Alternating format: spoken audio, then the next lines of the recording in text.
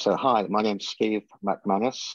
I have had a long career in British comics on the editorial side. I'm mainly associated with 2000 AD, which I edited from Prog 76 to 500. Since then, I wrote my memoir about my time on 2000 AD, and currently I'm working with all the guys and gals at the 77 publications who do the 77 Kickstarter project. And right at this moment, I'm writing issue 2 of this laser comic. So that's me. Right, thank you. So we're talking about Rogue Trooper today, the future war story that was introduced in 1981 during your time as Tharg's human representative on Earth. Yes. As the editor of 2000 AD. Obviously it was introduced as a new story, Future War, which I think some people are calling military science fiction these days, which interesting. Yeah, there's nothing wrong with the term future war, is there? Not at all, no. It says what it is on the tin. Well, it does rather, yeah. Military science fiction sounds a bit dodgy. Yeah. More like UFOs and stuff. Yeah, I think future war is a much better description. But I recently came across this description, and it was actually, what was it? I forgot which title it was that had it, and then I saw somebody else using it for Rogue Trooper. I think it's possibly an American invention. Without a doubt. Yeah. And created by, credited as creating it is Jerry Finley Day and Dave Gibbons, of course. But what was the actual commissioning process? Did you go out to them asking for a war story, or did you have a basic idea in mind and ask them around that area? No, it was quite general. On the comic, we have a reader's poll, and readers said they wanted more future war. So the best writer to turn to for that is, or then as is now, is a guy called Jerry Finley Day, who I got to know on Battle Picture Weekly, where he was writing some great war scripts. And Jerry had previously written the VCs for Star-Lord, but I think that turned up in 2000. So he was the obvious choice. And his first proposal was something called Trooper Cube. So it had an element of the genetic side to it, that science bit. But he proposed that the weapons be kind of, they could change shape and stuff, quite anthropomorphic, which to me felt a bit too cartoony, a bit like the Muppets. So we had a kind of sticking point there. Anyway, by this time, Dave Gibbons had voiced a willingness to have a look at this and see, because I think he quite fancied a war strip after the hard sci-fi of Dan Dare. And the three of us got together one afternoon and hammered out what we know today to be Rogue Trooper, namely this guy on a war planet, accompanied by the three psyches of three former comrades in arms, their brains being stored on biochips, which reside in A, his gun, B, his helmet, and C, his backpack. And those chips being known as Helm, Bagman, and Gunner. And That's how. That's pretty much the creation of Red Trooper. Yeah. Yeah. If there'd been shape changing, that'd have been there's probably only a limited amount of ways the artist could illustrate that. Could have offered a bit of a challenge on how differently to fit it in, and how quickly it might actually get forgotten by the script writer because of those issues. I've actually been intrigued how that would have worked over the years after I first heard about that. Yeah, I mean, I might have misunderstood Jerry's intentions, but the first comic I started on was Valiant, which had Captain Hurricane, who was acting in a very cartoony way, picking up German tanks and sort of throwing them. Yeah. So the whole point of Battle Picture Weekly was to be much more realistic. Yeah. So when Jerry suddenly went back to an idea of things changing shape, I thought, oh, this feels a little bit too, unreal. Yeah. The readers may not. That's another. You're thinking of the reader. Are they going to buy into it? I think that's a quite an important thing in a science fiction story. Some grounding in reality helps the suspension of disbelief for anything else, doesn't it? So if you've got a certain level of reality, it's easier to put the strange things in and them be accepted. Without. That's true. I mean, obviously, it was at that time, 2000 AD was predominantly for children, and children's suspension of disbelief is a little bit freer than adults, shall we say? I mean, the whole starting point was quite a leap of faith in the fact that you were asking the audience to believe that he was born out of a test tube. In fact, all these infant GIs were test tube created. So that was the big dollop of sci-fi. I don't think we needed any more. Yeah, as a reader, that captured my interest actually straight away. The fact that he was constructed for war. It's like where that's an interesting. That was an interesting concept to me. I'll have been 14, I think, when it first came out. So that bit more questioning of what was going on, and so somebody being bred for war. In that sort of because we're still in the Cold War era, of course. We were, was an interesting concept, and the biochips just further added to that for me. I thought that was a very very interesting angle, and of course the story. The story looked into personalities and drives and inspirations as well. It wasn't just a flat war story. It was obviously driven by revenge to begin with, wasn't it? With the rogue seeking the traitor general who had sold out the GIs at the Court Zone massacre. There's not many readers. There's not many readers of 2000 who don't know that bit. But over the story, the biochips all had very distinct personalities. They had different interests, which again, some people. I know one person who said to me once, why did they have different personalities when they're the same person? And so because they've had different experiences. A clone isn't. A clone might start genetically the same, but they're not the same person in the end, are they? And that was an interesting aspect. What sort of directions did the story take that you thought were different to other stories? Over the time, Cold War stories.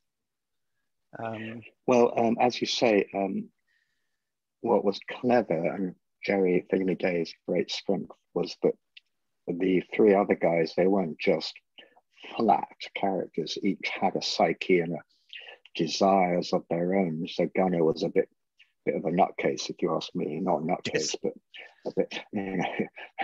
You had to be careful with him. And then Helm, I guess, was the more cooler of the cool head. So that's good. And Bagman, I always thought Bagman, he seemed to have so much stuff in that backpack of his. It was like the purser on the ship. Jerry, therefore, you have in fact a team of 4 people, and he played that really well. I've always often wondered, actually, looking back on Rogue, whether you could propose that, in fact, it was all in his head. The biochips, he was just imagining that, and he had 4 personalities in his head, and that was how he was kind of coping with this terrible war planet. Yeah, that's a definite possibility, isn't it? I could imagine somebody reimagining it as a Vietnam story in exactly that framework. Yes, exactly. Because obviously, Rogue Trooper drew from multiple different wars in history to take comparison with. I've read one person writing it up as though it was purely the American Civil War, and it's like you've missed quite a few different references along the way if you're stuck in the American Civil War, and it would also make Rogue a Confederate, which probably wouldn't quite mesh with his with some of his core beliefs. Because one of the stories we see, he meets some genetically modified people who are. It's a while since I've read it, but I believe there were tumblers in a circus, and part of his genetic mix came from them, and so they were like I forgot what planet they'd been on. It might just been referred to as a moon, but they were like a second class citizen type of being entertainers, and they were very important to him, and it's so seeing him as a Souther. As a Confederate, just wouldn't quite gel. And I was quite intrigued by how a different reader could get a very different angle on it. There are several spin-offs from this story as well, of course. Some that build on the same story, and then of course there's the reboot. With the character as Friday, who doesn't have his dead friends along with him until the very end, where the 2 stories are slightly brought together at the end. What did you think about the potential for those sort of spin-offs? There was 86ers, that was a squadron of mixed people from different from the 2 different sides. There was Mercy Heights, which was a hospital saga with the mysterious clone Tor Sion. Tor Sion, that's right. Yeah.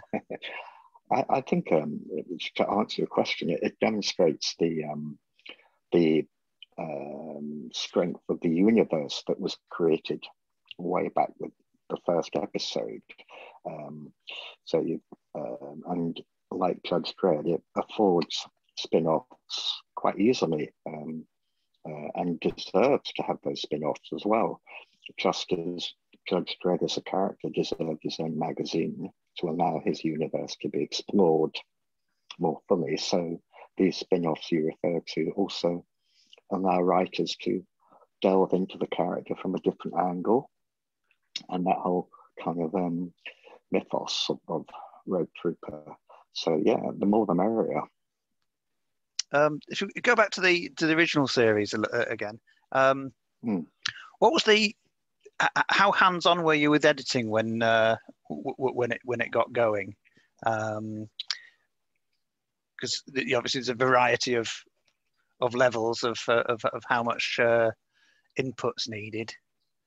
What was your need on that? After our meeting, Jerry wrote the first script, and I kind of tidied that up because I felt it still wasn't exactly how it could be. And I remember Dave Gibbons ringing me up and saying, "I think you've got it spot on." So the way it worked is that Jerry would write each script, and I would just, where necessary, tidy up the dialogue, not so much cutting the pictures before they went to the artist, but more when the art came back, matching the dialogue to the pictures. Yeah. So subbing it, in other words, which I really enjoyed because I'd worked on Battle, I'd worked with Jerry, and I think, he quite appreciated me being his backstop, as it were. Yeah. On the script. And so to answer your question, I think I wouldn't call it editing so much as kind of like contributing. Yeah. Whereas, of course, with a John Wagner script or a Pat Mills script, you didn't have to do anything with those. There was no need. Just sort of ferry them off to the artist more, yeah. and more that tight. And, sense, it was more, yeah. Exactly. So in that sense, it was more of with them of a production job, just making sure the scripts got to the artist and the artist got them back to you to get to the printer to get to the reader each week. I once asked an artist, was the writer they were working with, were they more a John Wagner or an Alan Moore? Yes, and then there's slightly more towards the John Wagner side. That's interesting because one of my favorite Road Trooper stories is the one by John Smith. Yeah, I think it's called Cinnabar. I think that was drawn by Steve Dillon. I might be wrong, but John, his scene descriptions are kind of like they go on for ages. Yeah, this is so he's writing a novel, really, whereas a Pat Mills or a John Wagner scene description would just be kind of like one line, Greg shoots pub. Yeah, then the artist, leave it to the artist. So leave it to the artist, exactly. Yeah.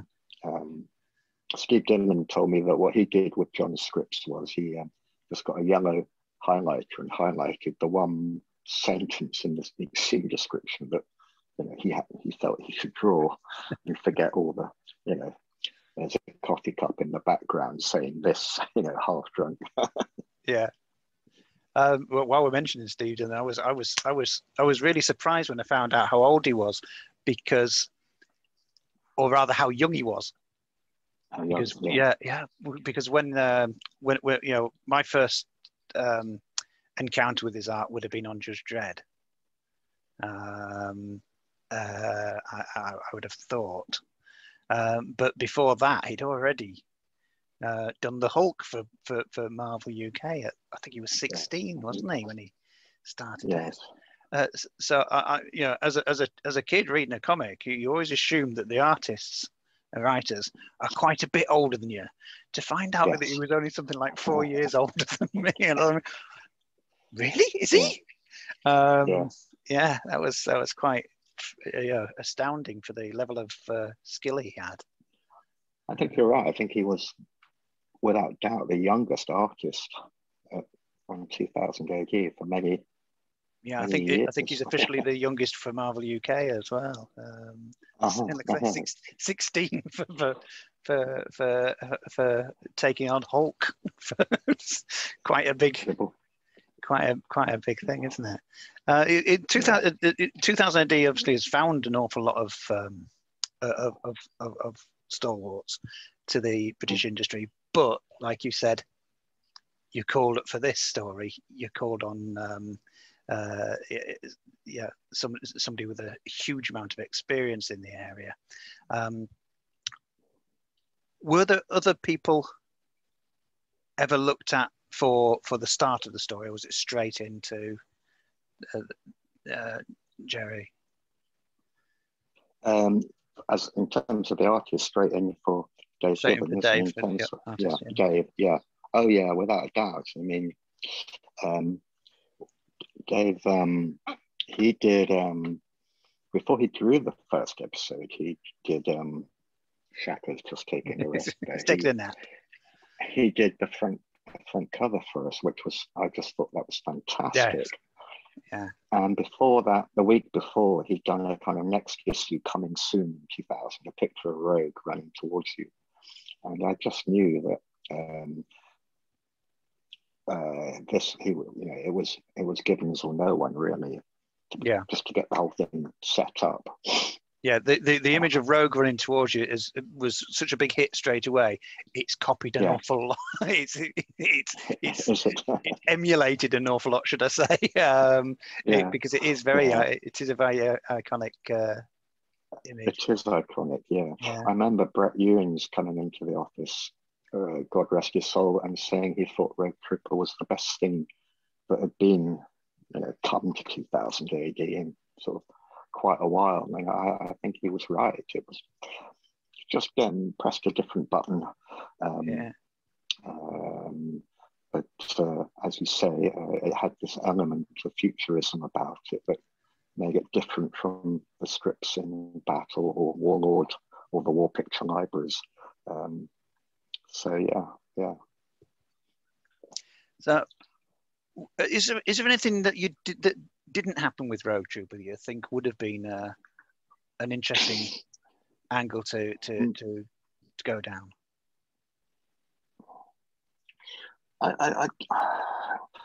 Well, as I say, I kind of stopped with Rogue on Prog 500, so yeah, I can only speak up to that time. It started in a classic comic way where it was single episodes, a bit like Judge Dredd was only single episodes, beginning, middle, end, and then like Dredd, it entered a few longer sort of running serials. So you could see it developing before your eyes. So I can't think of anything, because he covered all the bases, Jerry. He then introduced a female GI in Venus Blue Jeans. He had these two battlefield scavengers come on board. Landon Bratt. So that's kind of, exactly. Yeah. So he had that little riff going. And then, of course, up in Minicom, he covered that base and the black hole. And then, of course, the enemy and the fact that it was chem clouds all the way. And, this was the whole point, that he could breathe. Rogue and the GIs could breathe the poisonous gases. So I think he had quite a lot of things there to juggle with anyway. But I do remember the arrival of Major Magnum. Do you remember that? Yes, the officer that popped up, and he was like a civilized gunner. Yeah. So he even covered that base of someone dangerous officer. Because all the while Rogue has been the man in control. In this world, he's basically been God for the chips, but suddenly a more powerful force enters Major Magnum and starts bossing him around. Yeah. So I think Jerry had a lot going, and of course, then in Fort Neuro, he took a bit of a chance with all the disco stuff, but he pulled it off. It's an amazing thing. He pulled it off. There were some amazing bits from Brett Ewing's on that one, wasn't there?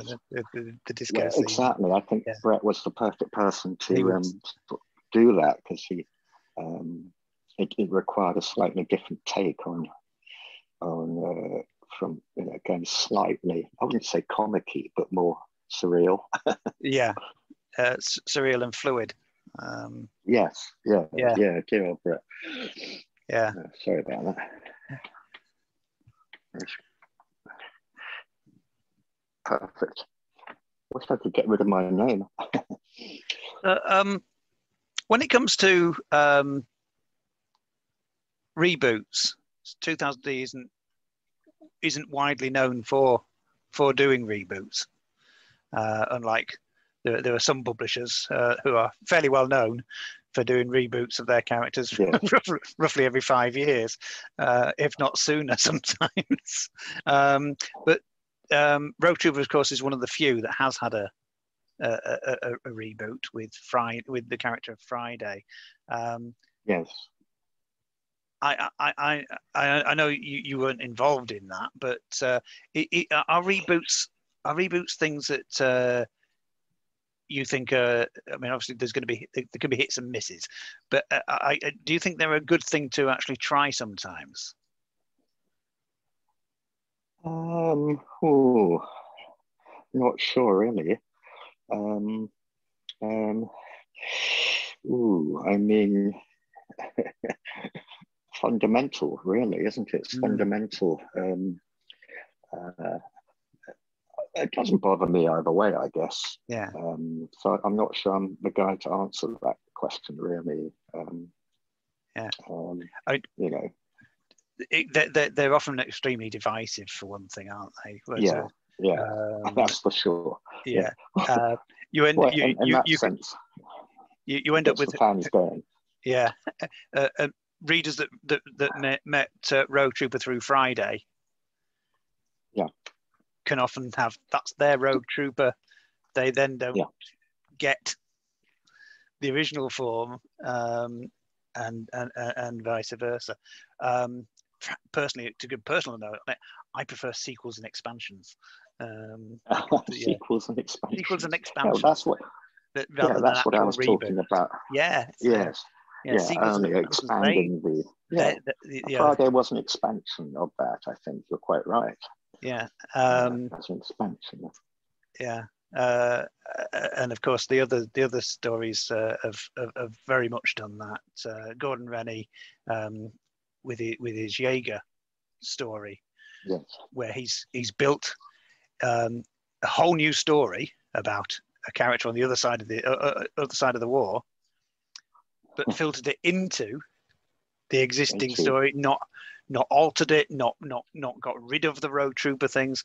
It's it's in flashbacks in that. It's in he did with PJ. He did a story about the Traitor General, and in there he then in parts of that he filtered in the Jaeger influences to mesh it all together. That sounds really good. I'll have to read that. A world building. Well, exactly. Using the original material. That sounds very clever. Yeah, and why not? A clever way. But what you've just said reminds me of a show I used to watch as a kid called Maverick. Yeah. As an American, he was a Western guy, but one episode, and I couldn't get my head around it. A second Maverick walked in, so now you had two Mavericks. Which I was going, how can this be? But it goes to your point of expanding the universe. And they, like you said, in this episode of Maverick, they came at the story from the other guy's point of view and filtered the Maverick we knew into it.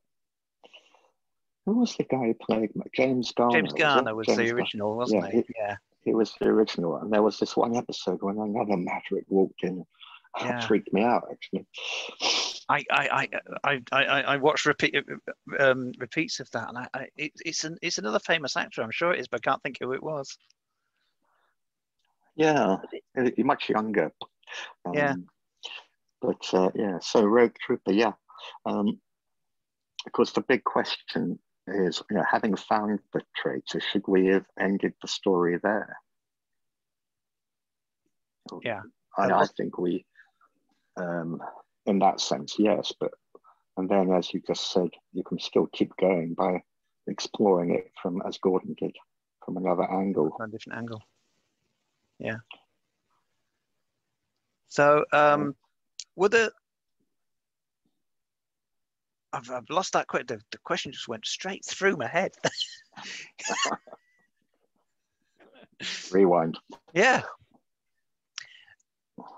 Because I nearly said, were there other angles? And that's not that's not the word I wanted to say. Were there other war stories that potentially could have been brought into 2000 AD? Well, we had that you had around. No, I think we had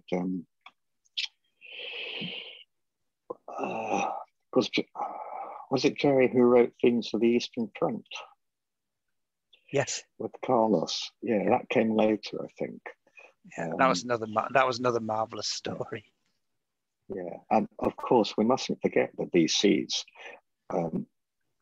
I think that came before Rogue, didn't it? And it did, yeah. That kind of so that piqued the reader's interest in future war. There were, I can't think of any other war stories that were apart until Prog 500, when Pete Milligan brought Bad Company to the table with Brett and Jim McCarthy. Yeah. Again, another quite groundbreaking angle on it with that one, and lovely Bret Hart. Yeah, he was. I think he enjoyed that. But working with Jim McCarthy, I think, gave him some support again. I think Jim probably Ingill or Brett Pence. Yeah, I can't remember. Yeah, it was a team effort, wasn't it? It was, yeah. So, yeah. Well, thanks a lot for this. It's been interesting little delve. And thank you for having me. A pleasure.